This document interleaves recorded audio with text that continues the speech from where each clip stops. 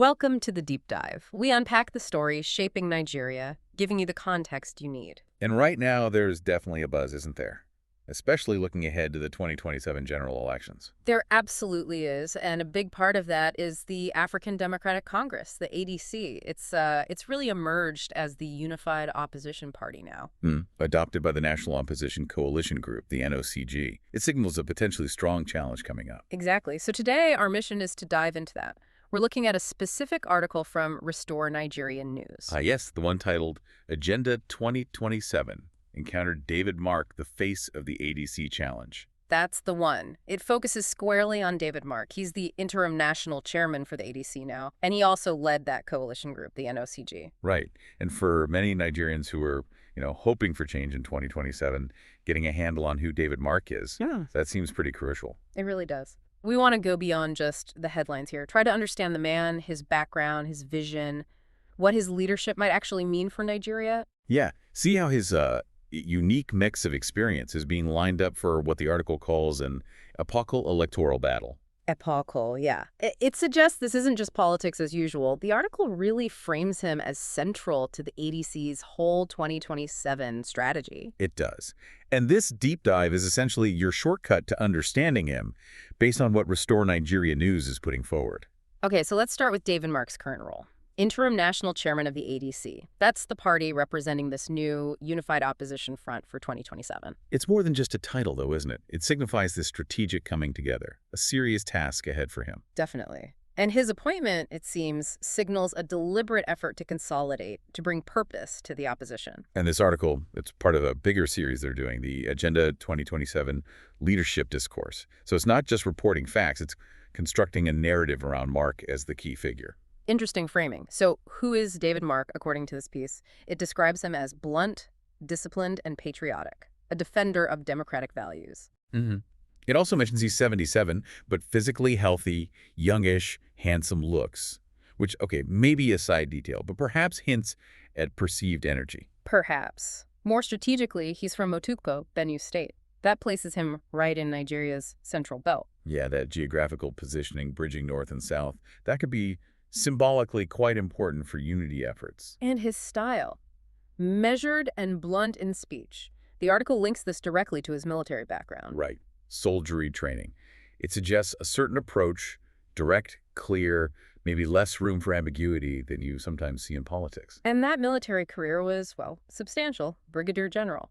Held topmost command and administrative postings, served at the most elevated echelons during military rule. The article points out something quite specific too. He was the youngest member of the Supreme Military Council, the SMC, back in 1984. That really stands out. Being the youngest in that council, it suggests significant trust and likely an early education in high-level strategy, different from civilian political paths. Absolutely. Plus, his time as military governor of Niger State, 84 to 86, and then federal minister of communication, that's serious hands-on administrative experience at the national level. Experience he clearly brought with him when he switched to politics. After retiring from the military.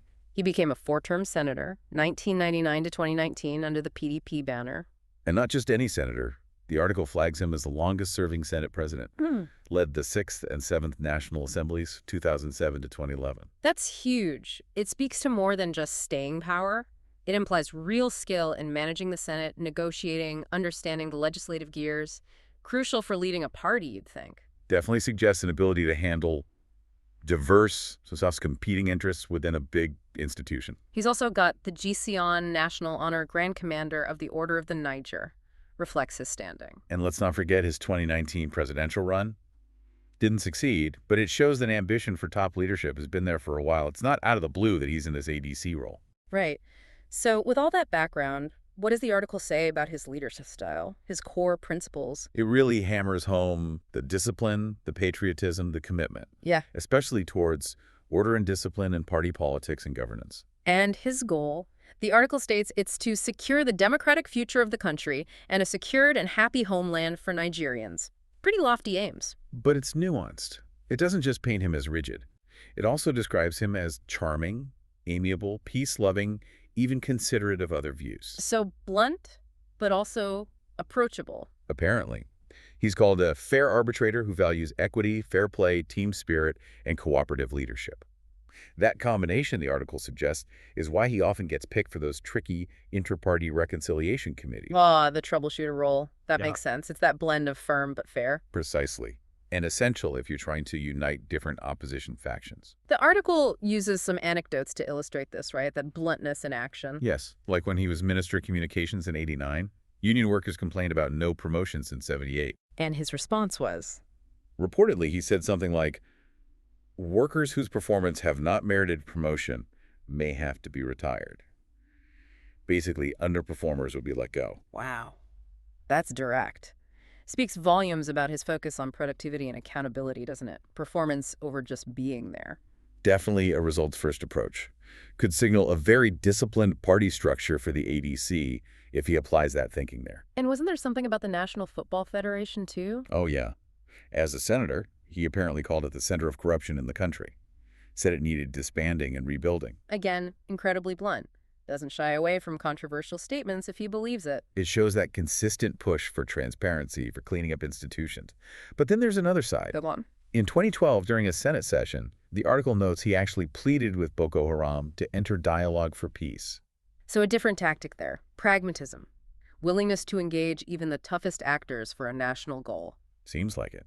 And maybe the most famous example of his style, the UK aid issue. Ah, yes. Over the same-sex marriage prohibition bill, the UK threatened to cut aid. And Mark, presiding as Senate president, just retorted they should keep their aid. That really resonated at the time. The article uses it to highlight his nationalism, his defense of what he sees as traditional values. Exactly. And the article argues these actions, even if they seem indifferent and uncaring to some, stem from that drive for accountability, respect for institutions, and his nationalism. So the bluntness isn't random, it's rooted in those core principles. That's the argument. That's what Restore Nigeria News seems to be putting forward, yes. A crucial lens for understanding his leadership. Okay, let's shift to his political vision now and the ADC's mission. He was a founding member of the PDP, worked to rebuild it after 2015. So him leaving, that's a big deal. It really is. The article spells out his reasons pretty clearly. He felt the PDP was calamitously failing as an opposition. Failing how? Irreconcilable leadership crises, becoming subject to public ridicule. Strong words from a former insider. So his move to the NOCG and now ADC wasn't just a casual switch. Not according to this piece. His motivation was, quote, to rescue the country from the creeping dictatorship of the APC and to preserve Nigeria's democracy. There's a real sense of urgency conveyed there. And him being chosen to lead first the NOCG, then the ADC?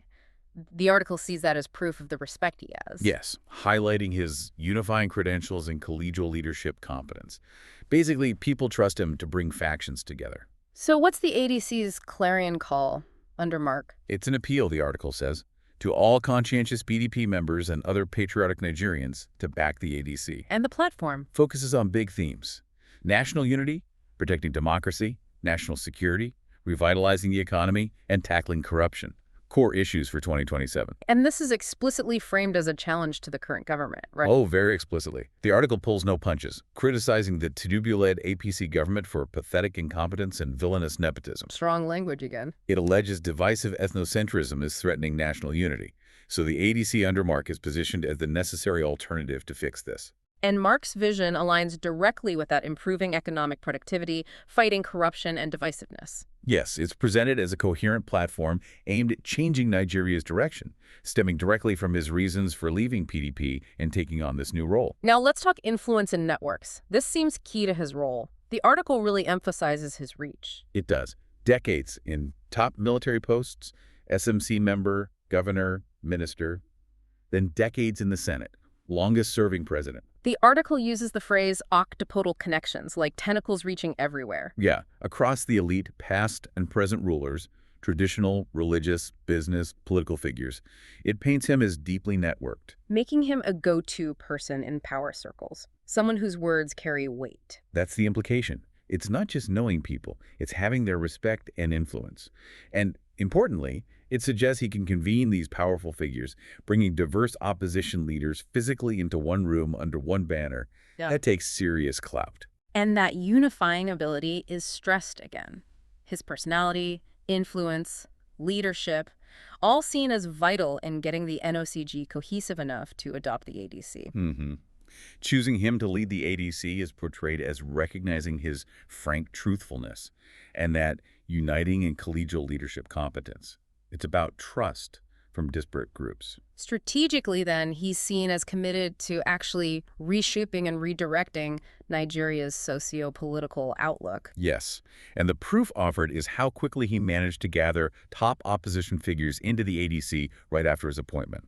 That speed signals serious intent. It suggests he's not just a figurehead. He's actively organizing, building this coalition with urgency.